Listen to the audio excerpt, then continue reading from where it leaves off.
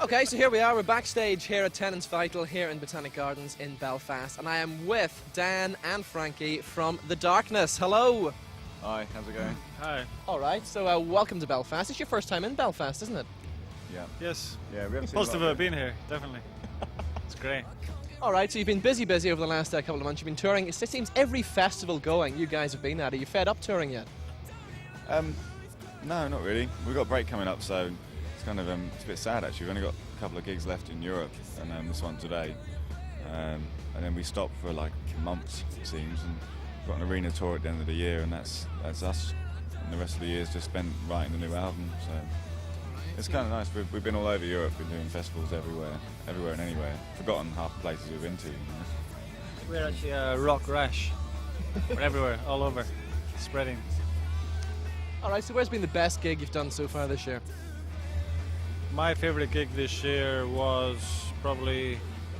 I enjoyed Oxygen down in Dublin. I enjoyed that gig because there was human pyramids, or human towers, and spontaneous just feelings of goodwill, and Irish people know how to party, don't they? And I'm not just saying that because we're in, well, I don't know where we are, Great Britain or Ireland. It's a bit confusion, isn't it? I won't get any further.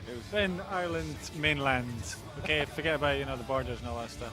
It was quite nice that show Oxygen, because the night before we'd had quite a weird response from T in the Park in Ireland, in Scotland, and yeah, it was just felt like people were waiting for something to happen and sort of analysing what we were doing rather than getting into it. And then we went and did Oxygen, and it was made up for it. It was just the best crowd reaction we've ever had. So I'm sure tonight's going to be good though, because by the sounds of the crowd, the people are up for it already today. So that's what happens when a beer company sponsors an event, though, isn't it?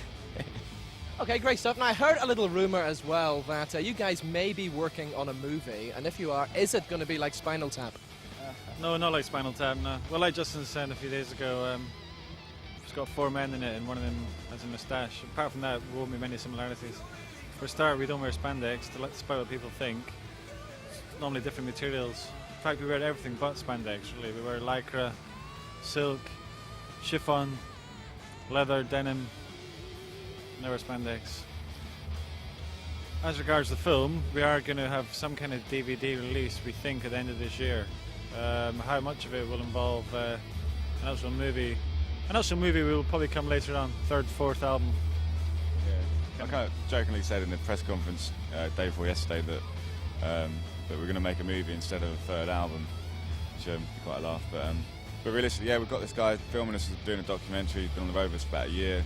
We look back at the footage for the first time the other day, and it might be a bit too real. You know what I mean? It's the sort of thing you want to, behind the scenes and getting into nitty gritty, you do a bit further down the line. The moment we want, we're selling a dream. We don't want to spoil the myth and the mystery just yet, I think. So we'll see, maybe.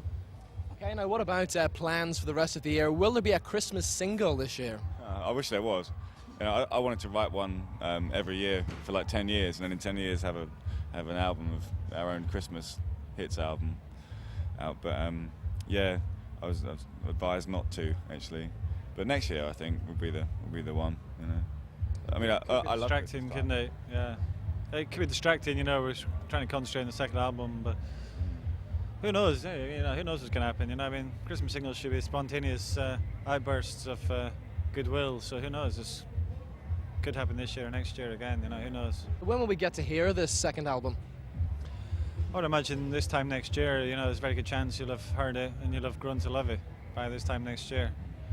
Fingers crossed. I think it'll take as long as it takes, really. I mean, the important thing is that it's much, much better than the first one, and we'll take as long as we need to make sure that happens.